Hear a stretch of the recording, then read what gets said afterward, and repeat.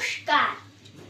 আমার আজকের নিবেদন কবি দেবেশ ঠাকুরের লেখা জ্যোতির্ময়। পটু ঠাকুমার পোশাকি নাম যে জ্যোতির্ময়ী, নির্বাচনের দিন ছাড়া কেউ জানতো না। গ্রীষ্মের দুপুরের মতো শূন্য শিথির বিপুল বৈধব্য নিয়ে কত মায়াবী সকাল মুছে যায়, কেটে যায় কত নিস্তরঙ্গ ভোর। সাদা থান, সাদা সিঁথি, নগ্ন হাতে শ্বেত অন্ধকার, আদিগন্ত সাদা কুয়াশা ভেজা জীবন। তবু পটু ঠাকুমা রং ভালোবাসত। রঙের টানাভরণ দেখে নিশ্চিন্তে বলে দিত, বোধহয় বর্ষা এসে গেল। পলাশের প্রথম কুড়ি ফোটার আগে জানিয়ে দিত, ফাগুন আসছে, পিচকিরিতে রং ছুটিয়ে। এমনি মনোরম এক জোড়া চোখ ঠাকুমার।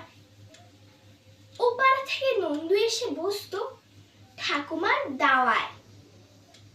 অন্ধ ছেলেটির চোখে শুধুই রাধার নীলাম্বর, কিংবা মৃত্যুর মতো কালো এলো চুল। নন্দু জানতে চাইতো, অশোকের কুড়ি ধরেছে ঠাকুমা? গন্ধ পাচ্ছি যেন আকাশের রামধনু নেমেছে মহুয়া বনের দিগন্তে। কৃষ্ণচূড়ার ডালে বসেছে সেই পথ ভোলা নীলকণ্ঠ পাখি। নন্দু গান শোনাতো ঠাকুমাকে, আছে সে নয়ন তারায়, আলোক ধারায়, তাই না হারায়। ঠাকুমা ভাসত চোখের জলে, আলোক ধারা যে চোখেও দেখলি না বাপ, দেখলি না কালো মেঘের কোলে সাদা বক ভেসে গেলে। তুলি খুঁজে পান না যামিনী রায়। নন্দু জেদ করতো, এবার তোলে কিন্তু একটা পিচকিরি কিনে দিতে হবে। সে না হয় দিলাম, রং দেবে কাকে? তোমাকে। রঙে রঙে ভিজিয়ে দেব তোমাকে।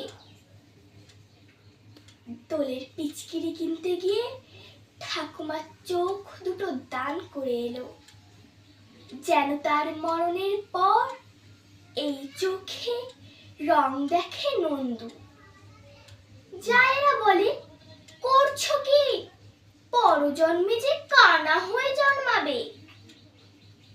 পটু ঠাকুমার হাসিতে ঝিলিক মারে রং বাক্সর পৃথিবী।